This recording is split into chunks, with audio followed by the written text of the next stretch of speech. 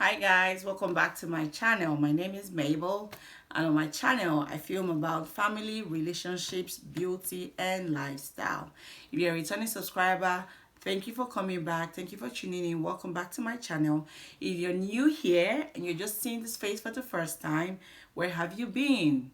Please subscribe to my channel if you haven't already, because here we learn, we share and we have fun. So today, I'm going to talk about love as a component for a successful marriage. Okay, so you know, you meet a guy, you meet a girl, you fall in love, you decide to get married. Is that all you need to sustain your marriage? Is that all you need for the success of your marriage? Or is that the key component to ensure a successful marriage? Is love enough? So that's my topic. Is love enough? Okay, I watch a lot of marriage teachings online. Okay, so I know I stumbled into this teaching by Dr. Miles Murray, where he said a successful marriage is as a result of application of knowledge and not exchange of love. Okay, let me say that one more time. According to Dr. Miles Murray, he said a successful marriage is as a result of application of wisdom and not just exchange of love. And being married for the few years I've been married for 8 years, I would say I totally agree to that saying, okay? Being married and being successful in it is not as a result of just exchange of love. Of course, love is important, okay? You do not want to be in a loveless marriage. You don't want to be married someone you don't love, that doesn't love you. But that is not the only component you need for a successful marriage. You need application of knowledge more than anything else. Okay, you need love, quite all right. Okay, you need love too. There are some times that you just have to tell myself, I love this guy or I love this girl, but that is not enough. And personally, that is not even a key component for a successful marriage. Okay, let me just set a scenario. Let me just give an example here. Okay, well, I see this fine car, I see this really cute car, and I love this car, and I buy it, and I cannot drive. Okay, I do not have the skills, I do not have the knowledge on how to drive a car. So how am I going to move that car from where it is to where I want it to be? Or how would that car take me from one point to the other? So that's how I think that's how I feel about marriage and love. You meet a boy, you meet a girl, you fall in love, you decide to get married. Is that enough to ensure a successful marriage? Or you meet a guy, you meet a girl, you fall in love and you decide to date. Is that enough for a successful relationship? Even when it comes to do with friendship, okay, I meet somebody, a girl, I like her personality, I like her, her I like her personality. I just like hanging out with her. I like her conversation and everything.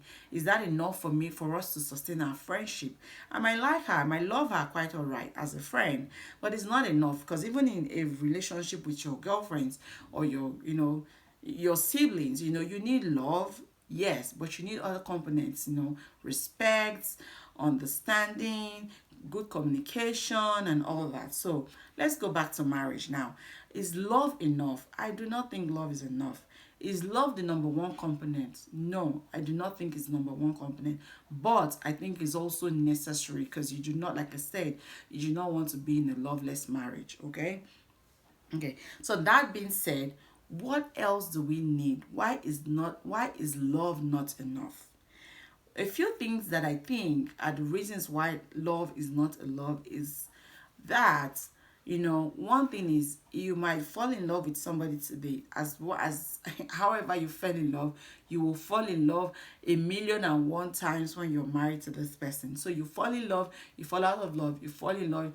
So the days or the seasons or the times when you have fallen out of love with this person, you need something else to keep you going. You need something else to hold on to. So that's why I said love is not enough, because you will fall in love and you fall out of love so many times in your marriage, so many times in your relationship. Another reason why I said love is not love, because your love will be tested. Like at so many points in your marriage, your love will be tested by so many things. Even, your love will be tested occasionally. So the seasons or the times where your love is being tested, you need something else to hold on to. right? Yes. Another thing is love fails, okay?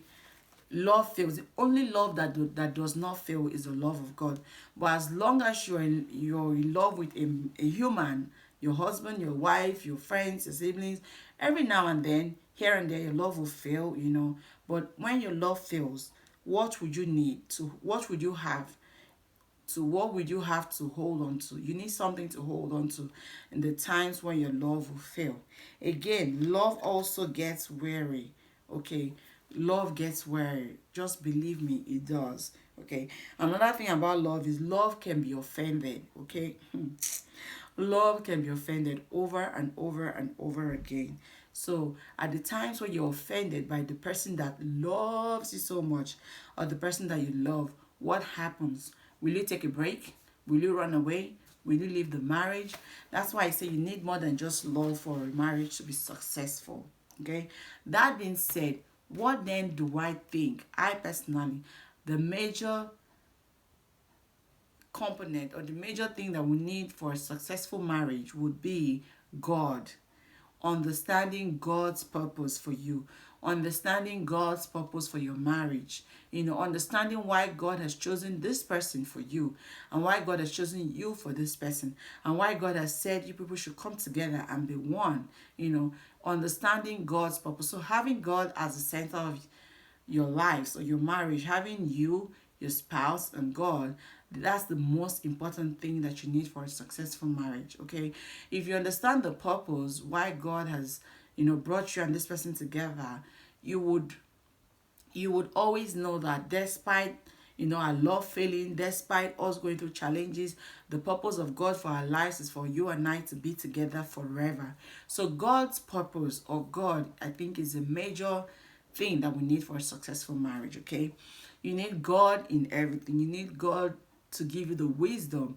You need God to give you an understanding to, you know, to successfully marry your partner. Okay, you know, the Bible even says that wisdom is profitable to direct. And of course, if you want to get wisdom, whose wisdom would you get? God's wisdom. Okay, so number one thing, of course, I said God is number one. God's understanding God's purpose for your marriage, understanding God's purpose for you, understanding why God has brought the both of you together is what you need for a successful marriage.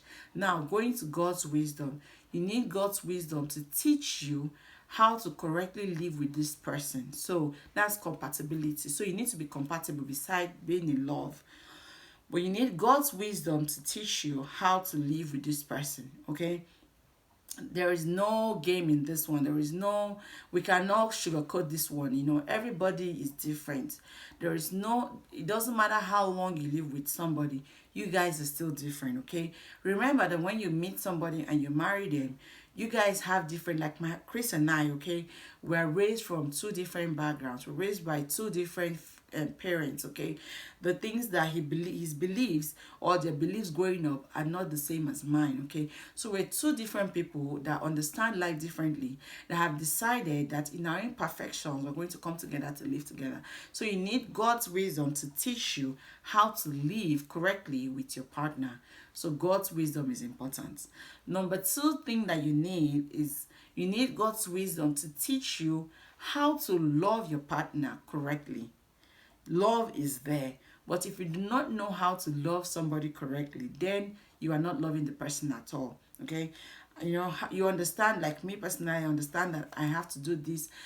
The way I express my love to my husband doesn't necessarily mean is the way that he has to express his love to me. Because, you know, of course, I know most of us have read the book about the five love languages. Okay, because I'm the one who likes, you know, I like presents. Okay, I like acts of service. Doesn't mean that that's the same thing that my partner likes or Chris likes. Okay, his love language is completely different from mine. So you need the wisdom of God to teach you how to correctly love your partner, how to correctly love your partner. So you need the wisdom of God.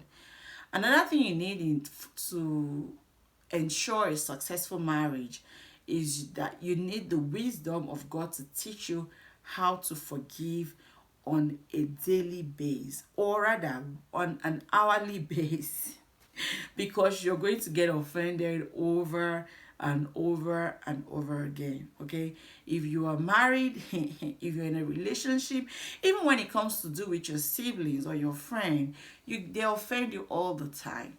But in marriage, you need the grace of God to teach you how to forgive over and over again. So the wisdom of how to forgive your partner regularly is what you need for a successful marriage. Another thing you need God's wisdom is to teach you how to correctly communicate. So I've talked about compatibility, I've talked about love, I've talked about forgiveness, and then application. So you need the wisdom of God to teach you how to communicate with your partner, how to speak, to teach you to speak the right words at the right time. Because speaking the right words is one thing, speaking it at the right time is another thing. Okay, so why am I saying this? So this morning, okay, when I dressed up and I got ready to film, and Chris, of course, he helps me do my setup if he's around. He was trying to help me out, and he saw that my dress wasn't, properly, wasn't in the right place, or it wasn't well, and he goes, "Did you see your dress?" And he was saying it from a good place. Okay, he was trying to correct, he was trying to make sure that I wouldn't film the video, and then I see that my dress wasn't correct or wasn't well, and then I was upset because I felt like he didn't, the manner in which he said it, I didn't like it. Okay, I got offended. Okay, that's why he said you need the grace of God to teach you to forgive, and to teach you to say the right words at the right time in the right way. Okay, so communication, you need communication, you need forgiveness, you need love. Okay, yes, you do. Another thing you need the wisdom of God to teach you is how to manage your emotions. Like, it goes back to being offended. Even not just being offended, even when you're excited, you want to be able to manage your emotions. So you need the grace of God to teach you, or the wisdom of God to teach you how to successfully manage your emotions. Because as a mom, shout out to all the moms, like, you repeatedly get, sometimes you just get frustrated for no reason. The kids are, whining you, your husband is whining you, everything is whining you here, and then you get frustrated. But you need the wisdom of God to teach you how to put your emotions in check. Okay, so you need the wisdom of God for that. Another thing you need the wisdom of God for will be to respect your spouse. Okay, so respect is very vital in marriage. You don't want to make anybody feel less than they are. You don't want your wife to feel like you always respect her by the way you speak or the things you do. You don't want your husband to always feel that you respect him by the things you do or the way you speak to him and all that. So you need the wisdom of God to also teach you how to respect your spouse or how to respect your partner. You need grace to teach you patience. Did I say patient? You need to learn how to be patient. And I think if God teaches you patience, you need the spirit of patience for a successful marriage. And the last thing will be that you need the spirit of contentment. You need to be content with your life. You need to be content with your partner. You need to be content with the blessing that God is giving you. You need to be content with whatever season you are. So you need God for a successful marriage. So at the end of the day, okay, we need love, we need forgiveness, we need compatibility, we need respect, we need all these things that we need for a successful relationship. But I think the most important thing is that we need God as the center of our marriage to enable us understand the purpose why He's brought you and I together, why He's asked us to be married, why He's asked us to stay married. So you need God to teach you or to give you His wisdom to understand the purpose of marriage, to understand the purpose of why He asked you to be with this person. You need the wisdom of God to give you grace, abundance of it, to see you through in times where your love will fail, when your love will go on vacation, because it will go on vacation. Yes, you need the grace of God to teach you how to carry on in times where you feel exhausted, when you're frustrated, when you feel like you cannot do this anymore. So I am the one who thinks love is not enough. And not just not being enough, love is not the number one thing you need for a successful marriage. You need God.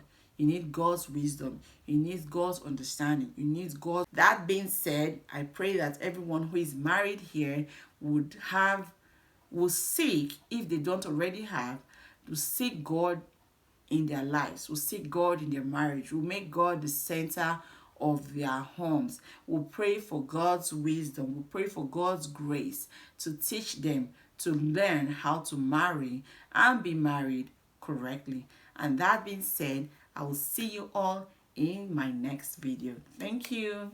Mwah, mwah, mwah.